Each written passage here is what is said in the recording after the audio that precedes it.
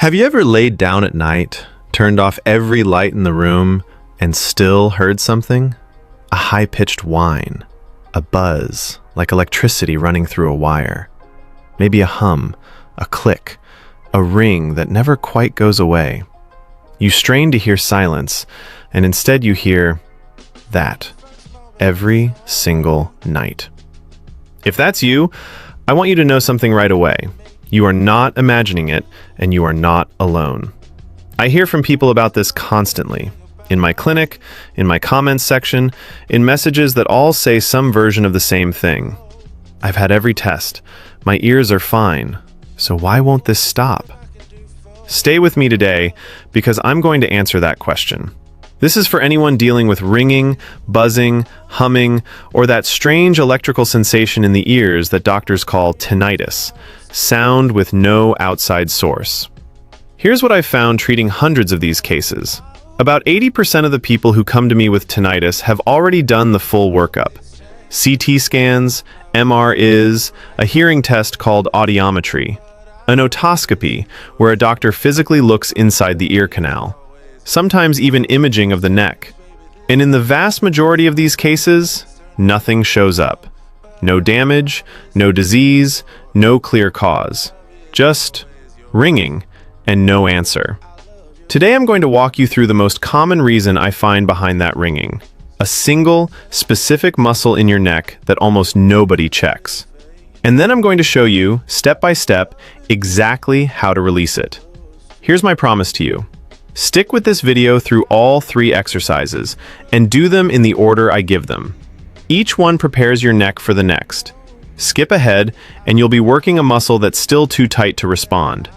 Give this routine 4 to 6 weeks consistently, and if a tense muscle really is behind your ringing, you should notice a real difference.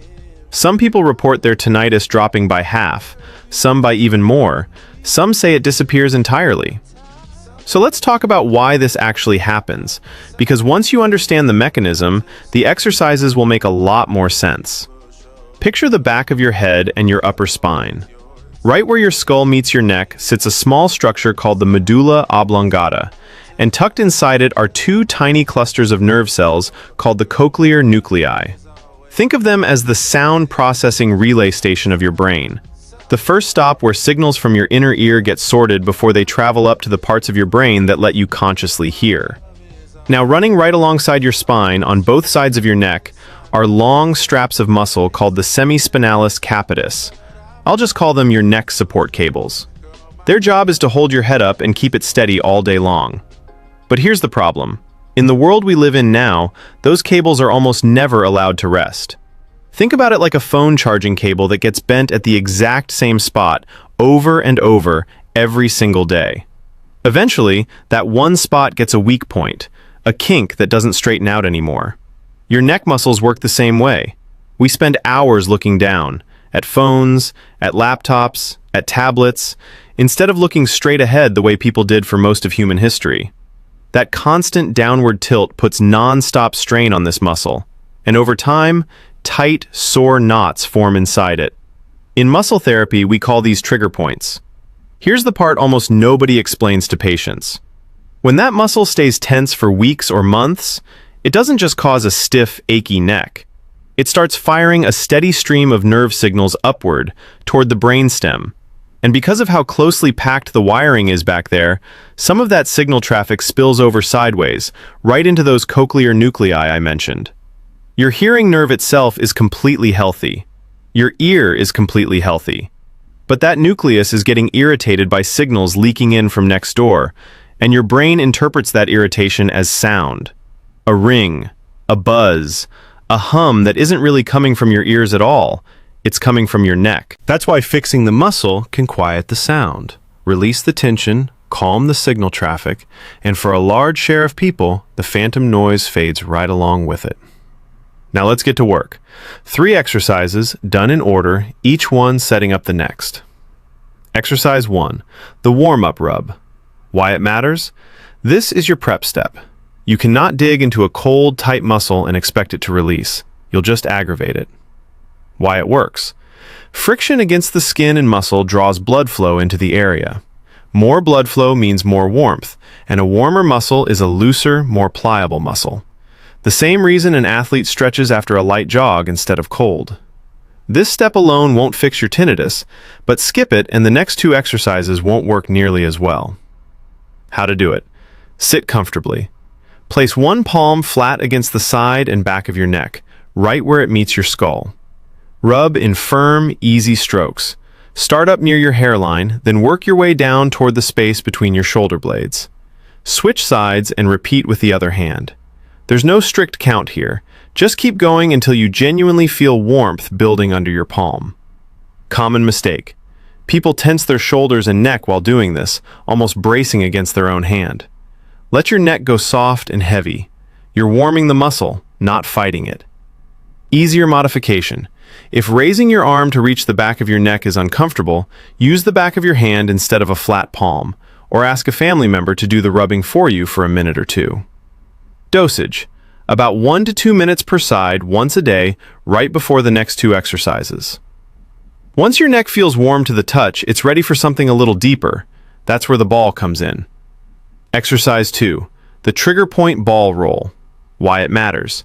This is where we actually go after the knots that are sending those extra signals toward your hearing centers. Why it works.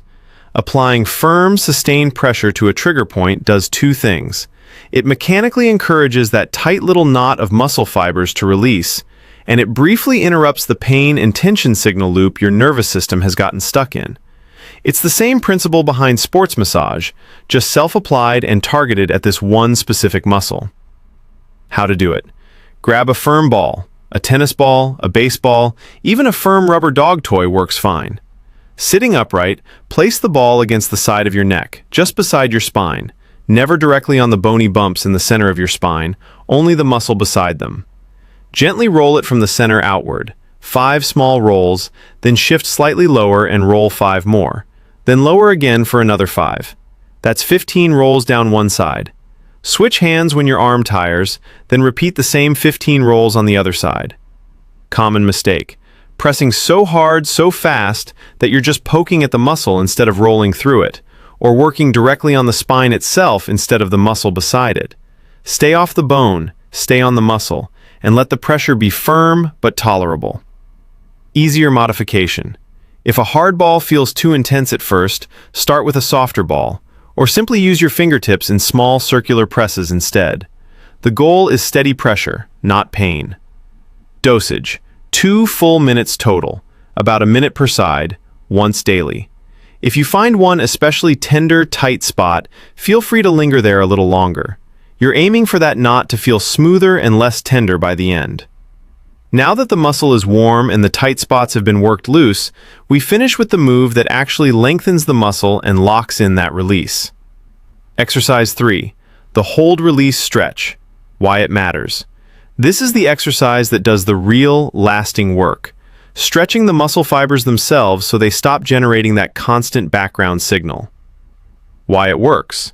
This technique is called post-isometric relaxation, and it's something I use often with patients in hands-on therapy sessions, but it works just as well done on yourself at home. Here's the trick behind it. When you gently contract a muscle and then completely let go, that muscle reflexively relaxes deeper than it would with a plain stretch alone. It's a built-in nervous system response, and it lets you lengthen tight muscle fibers more effectively and more comfortably. How to do it. Sit tall, spine straight. Lace your fingers together and rest them on the back of your head. Slowly let your chin drop toward your chest, only as far as feels comfortable, and let your neck relax completely into that position. Next, without moving your head, gently try to lift your chin back up while your hands hold firm and stop that motion. Use only about 10% of your strength, just a light push against your own resistance. Hold that gentle push for 10 seconds. Then exhale, let go completely, and allow your head to drop a little further into the stretch than before. Hold this new, deeper position for another 10 seconds. Repeat this whole contract and release cycle 2 to 3 times. Common mistake. Pushing against your hands with real force, like you're trying to actually lift your head. This isn't an arm wrestling match. It's a light 10% effort. Too much force just retightens the muscle you're trying to release. Easier modification.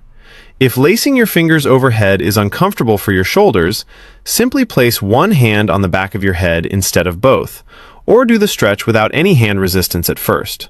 Just the gentle chin-to-chest hold. Dosage. 2 to 3 rounds, once daily, always as the last step after the rub and the ball.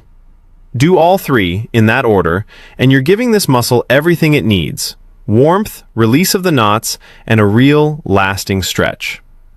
Let me tell you about Diane, 67, from Ohio. She'd had a hum in her right ear for almost 2 years. She described it exactly like a low electrical current, worst at night when everything else was quiet. Full hearing workup, completely normal. She started this exact routine every morning with her coffee. By week 2, honestly, nothing much had changed, and she almost gave up. But by week 5, she told me the hum had gone from something she noticed constantly to something she only caught once or twice a day, usually when she was tired or hadn't done her exercises in a day or two. Not gone completely, but from constant to occasional is a real result, and one she was thrilled with. That's the honest truth about this.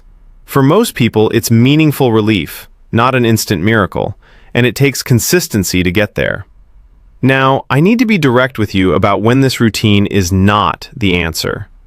If your tinnitus came on suddenly, especially in just one ear, or came with any hearing loss, dizziness, vertigo, ringing after a head injury, or any numbness or weakness anywhere in your body, stop and see a doctor promptly.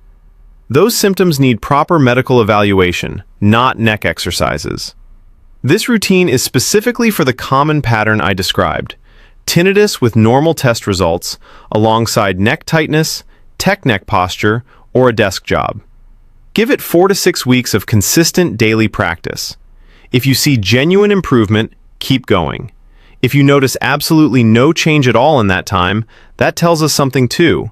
It means we need to keep looking for the real cause together, with your doctor's help, not give up on finding an answer. So let's recap. Exercise 3, the hold-release stretch, lengthens the muscle fibers and locks in your progress. Exercise 2, the ball roll, breaks up the tight knots feeding that signal into your hearing centers. And exercise 1, the warm-up rub, gets the whole area ready to respond. 3 moves, 5 to 6 minutes total, once a day. I want to hear from you in the comments. Tell me your age and what city you're writing from, and let me know. Have you noticed your ringing gets worse after a long day at a screen? I read every single one. If this video helped you understand something your other doctors may have missed, hit subscribe. I put out new videos on exactly this kind of hidden, muscle-based cause every week. And next time, I'm going to show you the 3 signs that tell you whether your dizziness is coming from your inner ear or from this very same neck muscle. I'll see you there.